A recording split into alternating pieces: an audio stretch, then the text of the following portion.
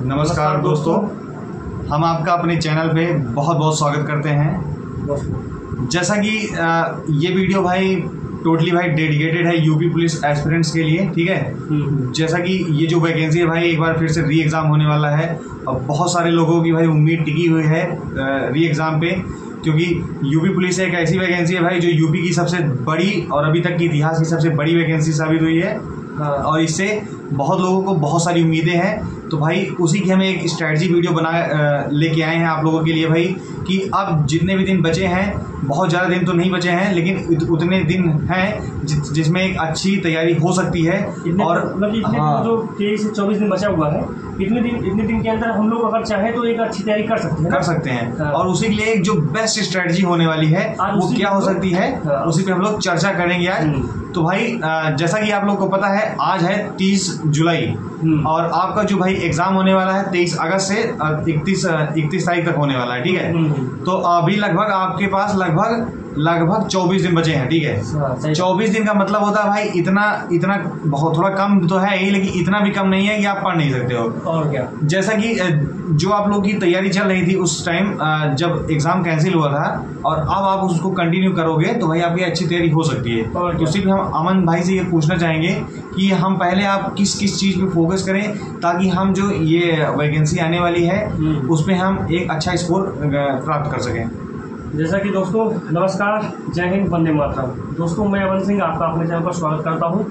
दोस्तों जैसा कि आप लोग थंबनेल में देख के आए होंगे कि बेस्ट स्ट्रेटजी क्या रहने वाली है यूपी पुलिस की, तो आज हम लोग उस पर चर्चा करेंगे। और आप लोग इस वीडियो में अगर अभी भी जुड़े हुए हैं तो भाई लास्ट तक जरूर बने रहिए, क्योंकि बहुत ही हम लोग आज एकदम क्लियर बेस पे और क्लियर डाटा के साथ में आपके सामने आए हैं कि क्या स्ट्रेटजी रहनी चाहिए और किस हिसाब से आपको तैयारी करनी चाहिए। ठीक, मैं आपको बताऊंगा केवल हिंदी और जीएस के बारे में, ठीक, और मैथ और रीजनिंग के बारे में अजय भाई बताएंगे, ठीक। तो दोस्तों आप लोग बने रहिएगा। दोस्तों स्टार्ट करते हैं। जैसा कि दोस्तों आप लोग जो हिंदी का है, हिंदी के लिए दोस्तों आप लोग कम से कम 2.5 घंटा दीजिए रिवीजन पे। रिवीजन के लिए भाई, हिंदी के लिए भाई आपको 2.5 घंटा देना पड़ेगा।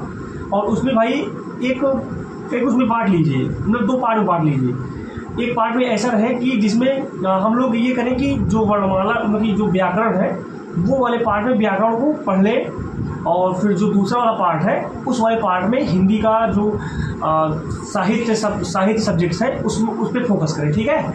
तो इस तरह भाई करेंगे तो हिंदी पे आप लोग को बहुत ज़्यादा ही आपका तैयारी बहुत अच्छे लेवल की हो जाएगी और मजबूत हो जाएगी। तो इस तरह की भाई तैयारी बेस्ट होती है, जहाँ तक मुझे पता है और मैंने अपने अनुभव से देखा है ये सब चीज़ें, ठीक। तो दोस्तों ये हिंदी की बात हो गई, आपको 2.5 घंटे देने हैं, 2.5 घंटे, ठीक, हिंदी पे। और जीएस की बात करते हैं दोस्तों। जीएस कोई आदमी कितना भी पढ़ ले वो कम ही रहता है, ठीक।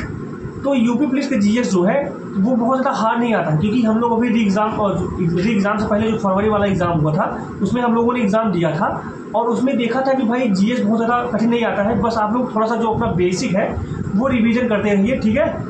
और जो नवीन सर जो अभी पढ़ा रहे हैं यूपी के लिए जीएस, तो उनके आप लोग जाके उस वीडियोस को देख लेंगे तो भाई मैं 100% दावा करता हूँ कि आपका 38 क्वेश्चन में 27 से 29 तक सही हो जाएंगे। इसका मतलब कहने का मतलब ये है कि 25 क्वेश्चन से 30 क्वेश्चन के बीच में आपका सही होना चाहिए। और ये एक आपको एग्ज़ाम क्लियर करने के लिए एक क्लियर डाटा है कि आपको 25 से 30 क्वेश्चन के बीच में आपका जीएस सही होना चाहिए। और भाई ये बता दूँ कि जीएस के लिए आपको कम से कम भाई 3 घंटे देने पड़ेंगे, 2.5 घंटे हिंदी के लिए और 3 घंटे जीएस के लिए, ठीक है।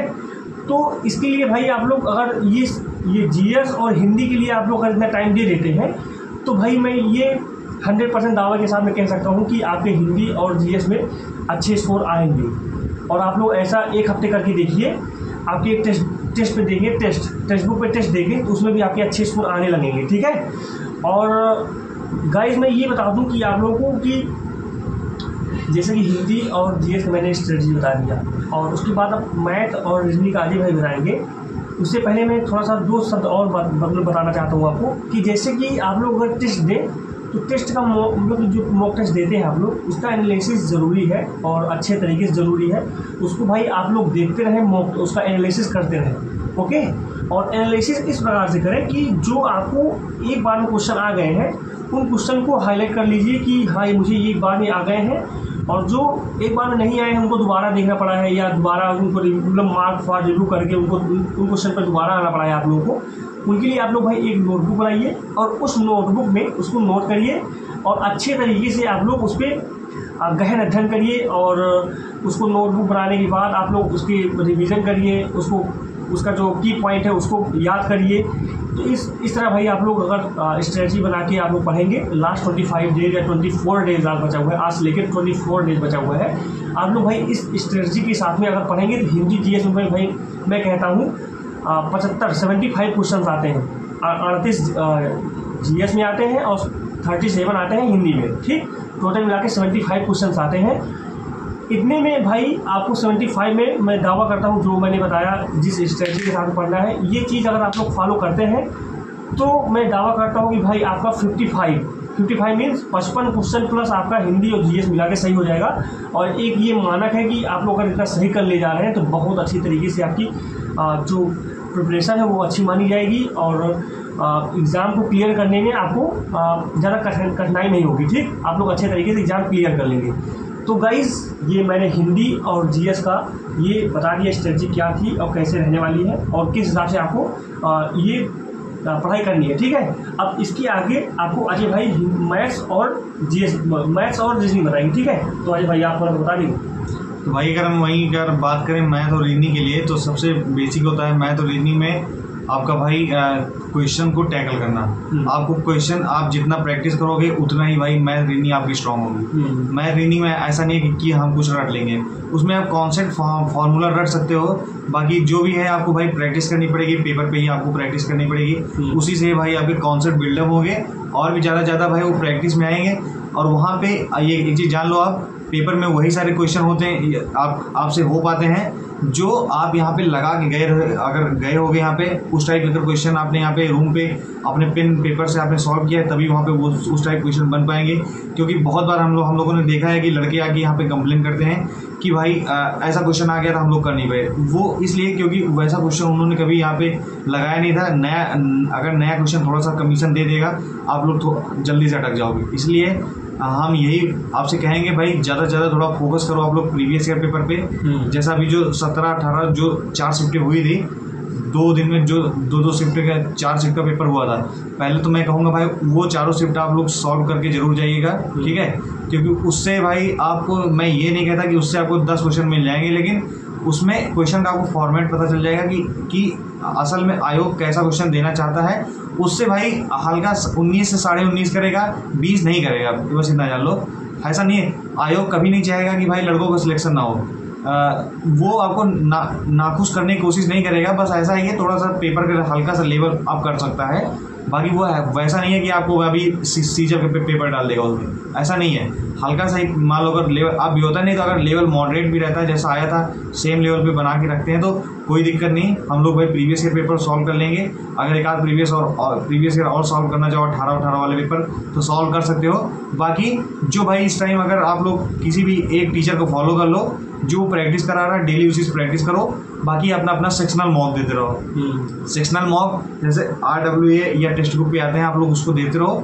भाई मैं कहता हूँ अगर मॉक देते रहो, उसमें जो कमी हो, मान लो आपका प्रॉफिट लॉस का क्वेश्चन फंसा, ठीक है, प्रॉफिट लॉस आपने कभी नहीं पढ़ा है तो जाके जल्दी से पढ़ लो, 4-5-6 क्लास पढ़ लो भाई। अगर 4-5-6 क्लास पढ़ लोगे तो उससे ज़्यादा उसमें पूछेगा भी नहीं, मैं इतना बता रहा हूँ। 4-5-6 क्लास मतलब एक या 2 दिन में आपने पढ़ ली तो कम से कम आपका प्रॉफिट लॉस तो मजबूत हो गया। अगली बार जो प्रॉफिट लॉस का क्वेश्चन आएगा वो तो गलत नहीं होगा। कंपाउंड इंटरेस्ट का गलत हुआ तो फिर जाके पढ़ लो। ऐसे भाई कोई भी गलत हो रहा पढ़ लो। रीडिंग में भी ऐसा ही करना है। कुछ ऐसे टॉपिक है भाई जिनको थोड़ा याद करना रहता है, उसको आप लोग जरूर जाके उसको समझ लीजिएगा। कुछ चीज़ें होती है भाई जो उसमें ट्रिक सही लगती है रीडिंग, वो चीज़ जरूर पढ़ लीजिएगा। और थोड़ा सा रीडिंग प्रैक्टिस भी करके जरूर जाइएगा। वहाँ पे ऐसा ना हो कि भाई हम लोग वहाँ पे बैठ के पछताएं। जो पछताना है अभी यहाँ पे आप मॉक में पछता लोगे तो चल जाएगा, लेकिन वहाँ अगर पेपर में अगर आप पछताने वाली बात नौबत आ गई तो समझ लो फिर बहुत ज़्यादा दिक्कत होने वाली है। इसलिए अभी जितना ज़्यादा से ज़्यादा उसके प्रैक्टिस करो, यहीं पे पछताओ, यहीं पे सुधार करो। उसके बाद जब आप रियल एग्जामिनेशन में बैठोगे तो भाई वहाँ पे सिर्फ आपका रिजल्ट ही बोलना चाहिए। मेरा कहना यही था, ठीक है, जिससे कि आपका जो रिजल्ट आए वो पॉजिटिव रिजल्ट आए और एक ऐसा रिजल्ट आए कि आपका कम से कम भाई इतना बेंच कितना नॉर्मल स्कोर आपका इतना मान के चलो भाई, लास्ट टू लास्ट आपका स्कोर 220 से नहीं नीचे आना चाहिए, क्योंकि इससे नीचे सिलेक्शन भाई नहीं होगा। मैं बता रहा हूँ क्योंकि कंपटीशन बहुत ज़्यादा टफ हो चुका है, ठीक है, बहुत ज़्यादा स्कोर लड़के कर रहे हैं, इसलिए मैं आपको नहीं कहूँगा भाई कि आपका 190 हो जाएगा। 220 से कम मत मान के चलिएगा। नॉमिनेशन के बाद 230-35 हो जाएंगे तो भाई आपका श्योर सिलेक्शन हो जाएगा, ठीक है। फिर उसके बाद आपको कोई समस्या नहीं होगी, इसीलिए मैं गलत सलाह नहीं दूंगा आपको, ठीक है। यही स्ट्रेटजी भाई अगर आप फॉलो करोगे तो आपको मेरी तरफ से कोई समस्या नहीं होने वाली है। आप लोग डेली मॉक देते रहो भाई, एनालिसिस ज़्यादा से ज़्यादा करो, ठीक है। 2 घंटे 3 घंटे मैं कहता हूँ, जब तक उसकी पूरी एनालिसिस ना हो तब तक कोई दूसरा पढ़ो ही ना पढ़ो ना दूसरा मॉक लगाओ, पहले पिछले मॉक की एनालिसिस ही करो, ठीक है। जैसा हम अमन भाई दोनों लोग एनालिसिस करते हैं, ठीक है, उसमें पाते हैं। जैसे मैंने पिछली बार RW पे दिया था, मेरे UPG के क्वेश्चन गलत हुए थे, तो मैं UPG के पढ़ रहा हूँ थोड़ा, तो मैं अगला जो मॉक दूंगा उसमें शायद थोड़ा इंप्रूवमेंट होगा। तो हिंदी पढ़ रहा हूँ उसमें थोड़ा इंप्रूवमेंट होगा। ऐसे ही करना है भाई, क्योंकि पिछली बार मैं जब पढ़ना स्टार्ट किया था तो मैं कभी हिंदी ढंग से नहीं पढ़ा था, लेकिन लास्ट तक आते आते भाई मेरे हिंदी में 30, 32, 34 तक सही हो गए थे। सही बात। तो वही चीज़ें अगर आप अपनाओगे भाई तो आपका जरूर सही होगा और कामयाबी जरूर मिलेगी आपको, ठीक है। तो अजय भाई, जैसे कि आपने GS और रीजनिंग और मैथ के लिए ये स्ट्रेटजी बताया, तो क्या एक रियल टाइम नहीं बता सकते कि रीजनिंग को इतना घंटे पढ़ना चाहिए या अभी रिवीजन करें, मतलब रिवीजन पे ज़्यादा फोकस करें, या कोई एक टाइम टेबल बना लें कि 3 घंटे 2.5 घंटे रीजनिंग पे देना है, 1 घंटे 2 घंटे 1.5 घंटे जो भी देना हो वो मैथ पे देना है। तो क्या टाइम टेबल बना लें, इस हिसाब से आप जो पढ़े हैं उसका रिवीजन कर लें नोट्स का, यही बस। टाइम टेबल भी बना के चल सकते हो आप लोग, जैसा कि आप लोग भाई अगर समय निकालना चाहो तो कम से कम 2 घंटे तो भाई कम से कम मैथ को दो, और 1 से 1.5 घंटे अभी रीजनिंग को देना। और अगर आप मॉक दो, अगर आपके भाई मॉक में अगर मैथ कुछ ज़्यादा ही नंबर कम आ रहे हैं भाई 2 से 3 घंटे भी देना पड़ जाए तो देना जरूर देना, क्योंकि यही टाइम है। आप टाइम दे दो, ठीक है, उसके बाद आपके पास टाइम बहुत होगा लेकिन आपके पास मौका नहीं होगा कि आप टाइम किसी चीज़ को दे के आप सिलेक्शन ले लो। यही मौका है, इसी में जितना टाइम देना हो दे दो, ठीक है। कम सोना कम खाना चलेगा, बीमार अगर थोड़ा सा तबीयत नासाज हो जाएगी तब भी चल जाएगा, सही बात। लेकिन अगर पेपर खराब हो गया ना तो बहुत ज़्यादा दिक्कत होने वाली है भाई। और यार 5 साल बाद यार यूपी पुलिस की वैकेंसीज भी आई है, और इतनी बड़ी वैकेंसी आई है कि उसमें भाई अगर चूक गए तो फिर 4-5 साल वेट करना पड़ेगा यार। 60,244 पद बहुत ज़्यादा बड़े पद है, और ये यूपी की इतिहास की सबसे बड़ी वैकेंसी है भाई। ये जो वैकेंसी है भाई, इसको हाथ से मत जाने दो। कुछ भी करो, मत खाओ चलेगा, पर इस वाली वैकेंसी में आपको एक वैकेंसी ज़रूर अपने नाम कर लेनी है, और उस हिसाब से भाई प्रिपरेशन को अभी एकदम जोर लगा दो। इतना करो कि भाई आपको एग्ज़ाम हॉल में बैठ के ये लगे कि भाई हाँ, मैंने जो प्रिपरेशन की थी, जो मैंने रूम पे बैठ के या जो अकेले बैठ के अपने लाइब्रेरी में या टेबल पे जो बैठ के मैंने प्रिपरेशन की थी, जो मैंने हार्ड वर्क किया था, ये सब चीज़ों का फ़ायदा आपको वो एग्ज़ाम हॉल में जब पेपर मिले तो वो चीज़ होनी चाहिए वहाँ पर, ठीक। तो गाइस, आप लोग यार जो मैंने और अजय भाई ने अपना एक्सपीरियंस शेयर किया, इन सब चीज़ों पर थोड़ा सा ध्यान दीजिएगा और अच्छे तरीके से प्रिपरेशन पे ध्यान दो, और टेस्ट लगाओ, मॉक टेस्ट लगाओ और मॉक टेस्ट का एनालिसिस करो, और जो क्वेश्चंस ना बन पा रहे हों उनको जाके फिर से एक बार रिवीजन कर लो, उन चैप्टर का रिवीजन कर लो। इसी हिसाब से भाई मैं ऐसा करता हूँ तो मेरे भी स्कोर 215-220 के आसपास आ जा रहे हैं।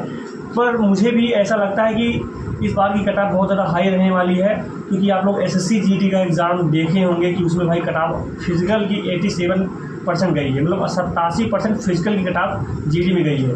तो ये मान चलिए यूपी पुलिस में भी कट ऑफ हाई रहने वाली है इस बार। 120 मतलब कि 115 क्वेश्चन फाइनल कट ऑफ जाने वाली है, लगभग 230 के आसपास जनरल की फाइनल कट ऑफ जाने वाली है। तो भाई उसी हिसाब से आप लोग प्रिपरेशन करो, और मेरी तरफ से ऑल द बेस्ट। और अजय भाई अगर थोड़ा सा कुछ आपको बताएंगे, उसके बाद फिर हम लोग अपने सेशन को एंड करेंगे। ओके भाई, मैं जाते जाते सिर्फ एक ही बात कहूँगा, प्लीज़ यार, ये टाइम ना मस्ती का है ना कहीं गंवाने का है, सिर्फ और सिर्फ पढ़ाई करने का है, ठीक है।